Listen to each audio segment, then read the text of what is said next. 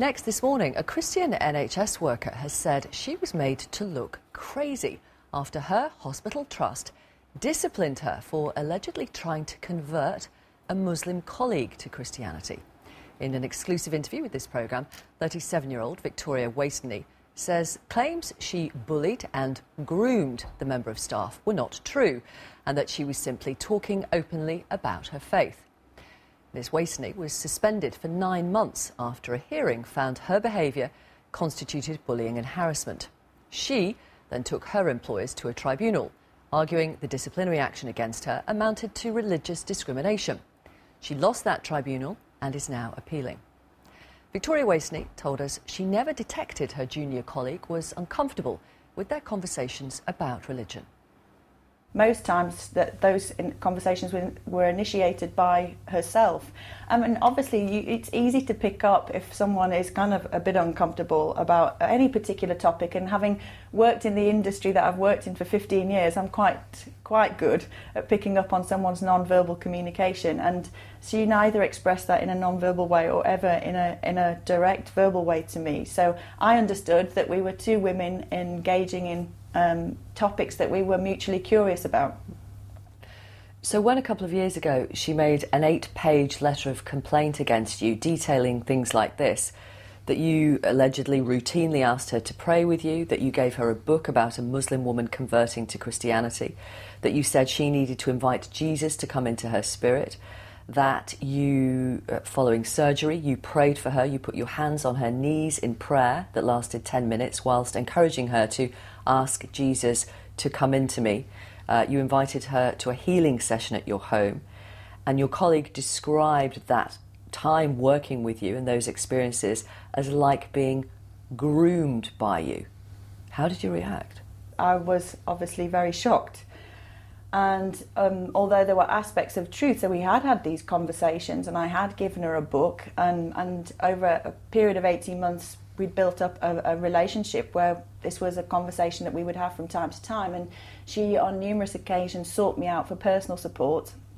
And you had put your hands on her knees and prayed with her after she'd had surgery? There was one occasion where she came to me and she was very upset. She had been through that, and I was giving her comfort in general, but at the same time I knew that she had a faith, and previous times I'd said, why don't you draw on your faith?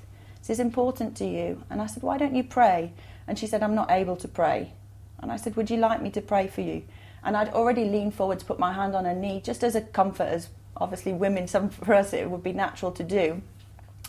And I said, would that be okay? And she said, yes. And I said a very quick prayer. And it was sad to hear later it was kind of described as this 10-minute long, it made it sound like it was kind of an exorcism thing that was going on. And it was very hurtful. It wasn't my heart, wasn't my intention. I genuinely cared about her, and I still do. And I really hope that she is well. And when you gave her the book about a Muslim woman converting to Christianity, was that, even inadvertently, some kind of attempt to show her that perhaps she could convert? To suggest that to her? You know, I actually never read the book. It just connected that friends had recommended this book. I gave it to her. I really didn't think about it very much. I've obviously thought about it since. But it wasn't an intention. I mean, there's been a suggestion there's kind of forced conversion, which of course is an impossibility. But there was no kind of intention to bring harm or convey that I felt that her position was wrong. Can you see how, as she was a junior member of staff and you were her manager, that those incidents together, she might describe it as grooming? Grooming? I don't think so. I mean, grooming is a term that I'm familiar with, working in the industry I do. I struggle to think that is actually what happened. Can you see how she might view it that way, though? Well, that's what she wrote, and obviously that was very real to her. Well, I presume that she wrote what she felt was the truth. I mean, it's a different version from my truth. So I obviously have to respect her feelings and how she interpreted it, yes. But it's a kind of reminder. There was this a friendship that had developed over 18 months. And at no point in that time was there any suggestion that there was any discomfort about any of our mutual conversation. I wasn't uncomfortable with her sharing with me about her background and her faith position and what was happening in her community. In fact, I think that she suggested that I was disrespectful to her family, but there was an occasion where she was celebrating a big day in their calendar, and I sent well wishes and said, please extend that to the family. I said, no, it was a special day. Your former colleague suffers from a particular condition, and she alleges that you told her this condition doesn't exist because it's not in the Bible. Is that something that you believe? I never said that. And of course, secondly, we do have sickness, and that's why I'm an occupational therapist. I work in the NHS that does a fantastic job at ministering to people on all sorts of levels, professionally and personally. I know that previously you had been told by your manager that you had a good relationship with, that discussing your religion at work could, quote, get you into trouble. Why was that? I believe at the time he genuinely felt that this was the kind of atmosphere that we were in, and to be open about my faith could make people feel uncomfortable. And I believe that he had my best interests at heart. Why did you decide to take your employers, the East London NHS Trust, to a tribunal? Well, I made a decision that I felt that I needed to stand for what I stand for, and I felt that what had happened, there was some injustice to what had happened, and I felt that this was an avenue where I could keep standing to say I would like it to be heard that this doesn't seem to be as it ought to be in a country where we are supposed to be able to be free with our speech. So I felt this was an injustice. Sorry to interrupt, Victoria. The injustice was that a complaint of bullying and harassment had been made against you by this junior member of staff. You'd gone through a disciplinary and received a final written warning. You appealed against that. It was reduced to a first written warning, and you were able to go back to work, having been suspended. Despite that, you felt you had been discriminated against because of your religion. Well, the two aspects of that I felt was an injustice was that I knew that a lot of what was said had not happened. I knew that I'm not a bully and I don't harass people, but it had been upheld that was against my name, that I was essentially a bully and someone who had harassed a member of staff, and that was grievous to me. Second of all, the background of comments like, please don't be open about your faith because this is going to get you into trouble, suggested to me that there was something more in our environment that wasn't as it ought to be. And I guess that's what I stand for. I wanted to kind of reiterate that I'm not fighting my trust, I'm not fighting the NHS. I regard both institutions very highly. The tribunal rejected your claim that you had been discriminated on the grounds of your religion. What they said was, actually, the religion wasn't relevant. It was the fact that you'd crossed a professional line, which you had acknowledged yourself, that you'd crossed professional boundaries, blurred professional boundaries, particularly putting hands on the knees of a colleague and praying was not appropriate given your senior role.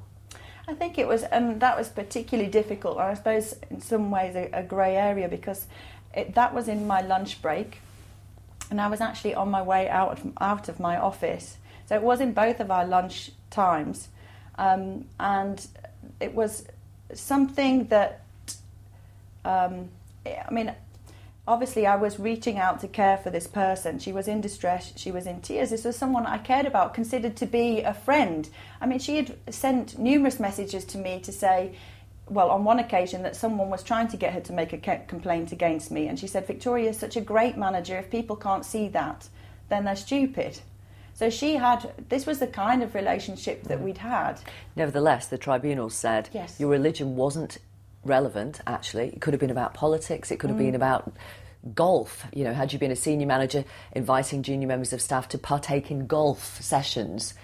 The religion was separate. It was the inappropriate incidents when you're a senior member of staff in relation to a junior member of staff. You don't accept that, though, do you? You don't accept their finding. I suppose I'm still questioning it, of course, and I guess what I made a decision to do was to stand for a principle, so I just continue to stand for that principle. You are back at work. You're working for the same employer, the East London NHS Trust. You're not in the same hospital. What is the environment like for you at work now? I have missed the team that I worked with. I had a great team and I had good relationships with my manager. This is a career that I've built up over 15 years. I'm passionate about occupational therapy. I'm passionate about seeing people's lives change, and I've missed that. What is it that you want to achieve then by appealing against the tribunal's conclusions that you weren't discriminated against on the grounds of religion? I think I want to, as I said, I felt that there was a principle. I wanted to continue to stand for it. I wonder if I can ask how you reflect on whether it was inadvertent or not, you ended up making your former colleague feel. It's certainly never my intention to make anyone feel uncomfortable or hurt someone in any way. And if that were something that I had done, I would want to apologise for that. And whilst I don't believe that I did cause any harm or intentionally try to cause any harm to anyone, then people's feelings are people's feelings and that's their truth. And I can't say that that's a lie. So, of course, I have to acknowledge that that's her version of the story. But, of course, I have to convey my side of the story. And obviously people have to make their own judgment call. I know you've had a couple of letters from your employers, from the East London NHS Trust, discouraging you from talking to journalists. Why are you? Why do you want to speak about this? I think it's an opportunity for me to continue to convey my side of the story. I obviously felt like I was left painted as a bit crazy and someone who bullies someone and someone who harasses someone and who goes out of their way to manipulate and groom someone, which is far from my truth, and I would hope to say everyone in my life now would disagree that that was me. So it is my opportunity to convey that, but hopefully raise this issue for people to consider. And I can't say whether there is discrimination against Christians per se. All I can say is what my experience is, and perhaps other people might share some of their experiences. And we know persecution of Christians is an issue globally at the moment. So we know it's something that people are taking time to think about. And maybe this is going to be part of the wider story that people think about, well, what is all of this about? And yes, we do have equality and diversity, but what does that really mean for Christians? And is that true? So I think it's a useful debate. East London NHS Trust, your employers say, quote, "We'd like to emphasise that as a trust our concerns have always been about the behaviour and actions of a senior manager employed by the trust and not about the faith or religion of any individual. As a responsible employer we have a duty to take any allegations of bullying and harassment seriously, and the trust did not coerce anyone into making a complaint." I think that's encouraging, and I believe that what they convey is that they do look to manage themselves and their staff well. I believe that they are very passionate about the services that they provide their service users. There is amazing work going on in East London because of our trust, and that was why I joined the organisation, so I'm very much on board with the organisation, and I believe that they will do what they can do to ensure that they consider these kinds of issues and manage, ensure that safeguards are in place for all people in their organisation, including those people that are Christian.